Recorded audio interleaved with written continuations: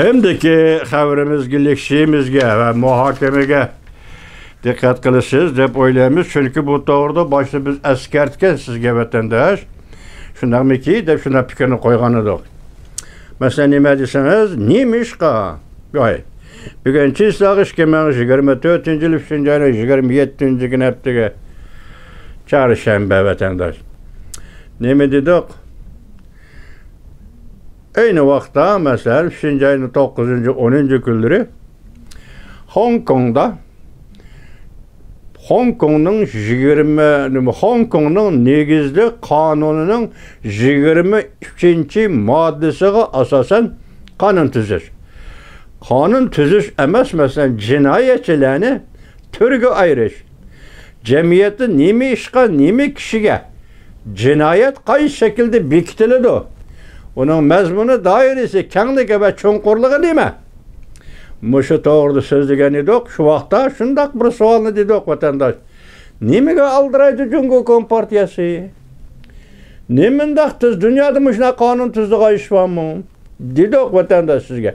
Nima istildaydi? Ehtimol Tayvanda 5. ayning 20. kuni o'tkaziladigan murosim vazifa topshirib elish, ya'ni yangi saylangan prezident Lai Ching-te'ning vazifaga o'ltirishidan iborat shundaq bir murosim o'tkazildi. Shuning oldi keynida Tayvan bo'g'ozining vaziyatida o'zgarish bo'ladiganligini jungoliklar o'zi bilib olib, mushada bir tasodiflik yoki Tayvanda, bir tasodiflik yoki Hong Kongda yuz bermasin. Shunga avval jinoiy ishlar qonunini tuzib olaylik deganda shuning oldiravatamdi degan edik. Bugün endi sizlar bu xabarga qaranglar. Mavzu munda vatandosh.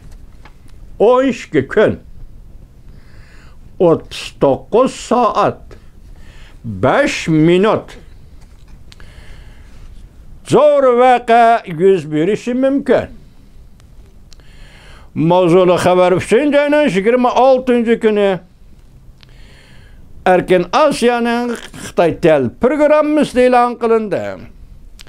Xabar mundaq başlandı. Çimpokom tahlil obzoru 12 gün 39 saat 5 minut.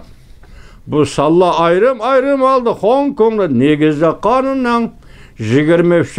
maddesiga asoslanib tuzilgan davlat bexatarligi qonuniga vakillik qildi. Fakat 12. gün içinde Hong Kong'da kanun tuzildi. Lahiye komiteti fakat 39 saat içinde vakit ajrattı. 39 saat vakit ajrattı. 181 betlik lahiye materyalini muhakeme qilib chiqdi. 3. ayının 19. günü kanun çıkarış komitetinin barlıq a'zolariga faqat 5 minutdan fikir qilish huquqi berilib, 3 qatimliq muhokama qilishni tezlik bilan tamomladi. Hong Kong ma'muriyat boshlig'i Li Jiaqi taqozolik bilan mundaq e'lon qildi. 23. moddaga asoslanib qonun turg'izdik. 3. ayının 23. günüden başlap resmi yolga qo'yildi. Beijing'de ishga qurultay chaqirilgan mezgilde 3. ayının 4. günüden yani 11. kunigacha munda xabar o'tirg'i chiqdi. Hong Kong rayoni xalq vakillar qurultayi, vakillar siyosiy kengash a'zolari ve Hong Kong'da kanun çıkarış komitetinin a'zolari diqqat vatandosh. Junanxayning ciddi buyrug'ini topshirib oldi. Buyruqda boshqa barliq xizmatlarni to'xtatib, dam olishni amaldan qoldirib, darhol bir yerga to'planib 23. moddani muhokama qilib, ma'qullash talab qilindi. Burun Hong Kong'a o'xshash qonun turg'izishdan burun yoki avval elleri cemiyetinin mesela Shangang cemiyetinin fikrini elish. Bundaq vaqa yuz bermedi bu qatim Shangangda. Qonun chiqarish komiteti a'zolarining loyiha o'zgartirish ishlarimi yuz bermidi. Bir davlatda ikki xil tuzumning niqobi yertib tashilib qolmay, balki butkul kontrol qilish jarayoni shuni oshkorlab berdiki, Cumhuriyet haydi siyaset belgileyiciler şunca aldırdı. Şunca işte tez tamamlaşkın, yani şunca aldırdı. Taşkır dünya düşünelmeyle kaldı. Neymiş ki bundak tutuldaydı? Neymiş ki bundak Cumhuriyet hay maymundak tutuldaydı? Aldıraydı. Cumhuriyet hay değişti taşkır dünyada. Cumhuriyet hay belki hazır chet el meblağı muha itibar vermeydiğen oldu. Hazır köğünlüge aldığı közüge bu chet el meblağı mı gelmeydiğen oldu. Biz tünügen saat 1'de silah yetkizgen haberimizde şundak dedik. Jilde bir katım eçildiğen tarakkatın biri işini Beijing'de eçildi. Onun dünyanın her kaysı caylardan maliye guruhları kirib yig'in qatnashdi. Ular keyin pisand qilmadi degandakan, misol aeroplan o'ltirib vataniga qaytdi degan edi vatandosh. Tunigun tushdan keyingi soat 4 da yetib kelgan xabarda Rais Xi Jinping Amerika Savdogarlar jamiyatining a'zolarini qabul qilib ko'rishgan gap. Lekin ko'rishda Rais Xi Jinping maqsadiga yetolmagan gap, sal chechilib ketgan gap. Bu yazma xabar kelip oldu. Ata xalisa, Xudo xalisa sizlar bilan ko'rishtiramiz vatandoshim. Demak, shundoq bo'ldi. Bu qatim Beijingda edim deydimda chet el mablag'imi Jungoning nazarida hech nimaga arzmaydigan bir narsaga aylanib qoldi. So'zlisin bo'ldigan, so'zlimisin bo'ldigan. Demak, buning ma'nosi chet el mablag'i sening uchun kerak, biroq chet el mablag'i masalasi to'g'risini to'xtalishdan ko'ra hozir biz to'xtaladigan ishlar boshqa mazmunga, boshqa mavzuga yo'tkilib ketdi deganlik bu vatandosh. E'tibor bermaydigan bo'ldi. Men shunday hukm qilamanki, deydi Kim Pokun belki yakında çoğun bir vaka yüz berdi. Çünkü Kompartiyasi bir vaka yüz berişten burun Hong Kong Kompartiyasini aldırıtıp 23. madde asası da devlet bexatarligi qonunini ma'qulladi.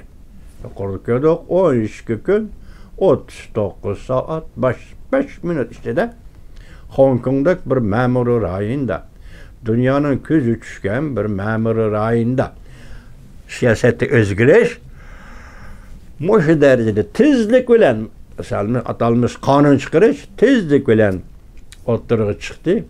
Bunun zaten manisi nime? Bugün Çin Pokunun koygan suali şu vatandaş. Kanun ana şunda titıldaş işide ma'qullan. 3. ayının 22. günü Moskova'da teröristlarning hücum qilish vaqasi so'z berdi. 2. günü yani 3. ayının 23. günü Prezident Vladimir Putin dünyanın ko'zi Moskvaga tikilib turganda Jungo Filipinning mulozimat parxotiga su nasusi bilan su chechib Filipinning mulozimat parxotidagi xodimlarni yarlandırdı. Mavzudagi mintaqa bilan ishlaydigan Xi Jinping dal bugun Jungo Kompartiyasi xalqaro jamiyati o'zini ko'rsatadigan vaqt yetib keldi deb hisoblab boshqa uchoqqa o't yoqib dunyoga rahbarlik qilishni Amerika'dan talışıdığan fırsat yetip geldi dep çağladı. Demek ulanın vaziyet doğru düşüncesi varken de Jungo Kompartiyası Cumhuriyet kaynışıdı ama vakit geldi. Kanda vakit ulanın nazarda Amerika öyle elişidiğen. Amerika öyle elişidiğen ve Amerika öyle rehberlik, dünya rehberlik kılıç hukukun talışıdığan. Muşundaq payt, muşundaq fırsat yetip geldi dep qaraydiken Jungo Kompartiyasi. Demek men bu nima deb tasvirlashim kerak vatandosh? Aqli o'shi joyidami deb savol qo'yish kerak. Jo'naqayning aqli o'shi joyidami, zodi nima?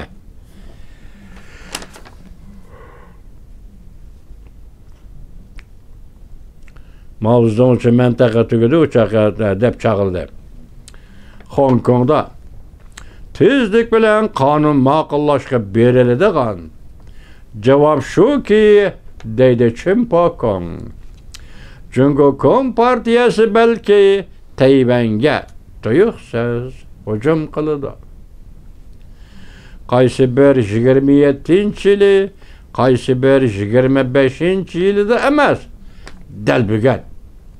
Dal bugun Jungo Kompartiyasi va uning armiyasi 2024-yili Tayvanga hujum qiladi.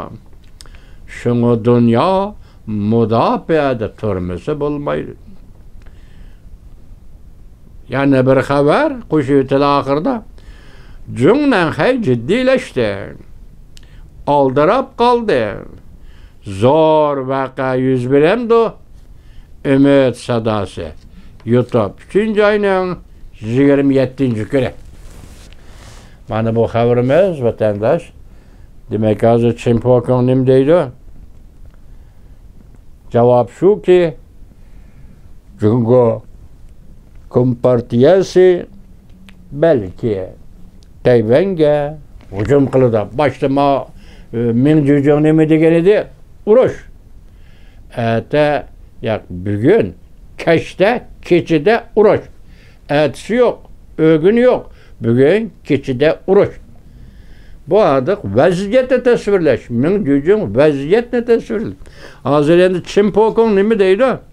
2024-yili Tayvanga hücum kılıdı. Jungo Kompartiyasi. Demek hazır 3 ay tügüdü bir pesil mi deyli? 3 ay tügüdü. Endi aldığımızda kalgan vakit içinde qaysi vakit? Bunu buraya demigen bolsa mı ya ki siz biz et beremmisek mi qaysi vakit? Lekin şu narsa bilen hazır Ümit Sadası degan bir torbite, yani müşten kayindilla Ümit Sadası degan torbit nim deydi? Jungnanhay ciddileşti. Ündeş. Jungnanhay aldırap kaldı. Ündeş. Zor bir vaka yüz beremdi. Sual ve ündeş. Demek biz bir leksiya deptik. Chimpokong'un leksiyasını. Onun kayında Ümit Sadası yetip geldi. Hong Kong'da kanun çıkarış, aldıraş, titıldaş. Jungnanhay aldıraş, titıldaş. Onun manisi nima? Chimpokong dedi ki bugün, yani bugün, muşu yıl, 2024-yil, Jungo Kompartiyasi Tayvanga hücum kılıdı. Kanada vaziyetinin bu taraqqiyatını siz bilen biz körüp duraylı vatandaşı.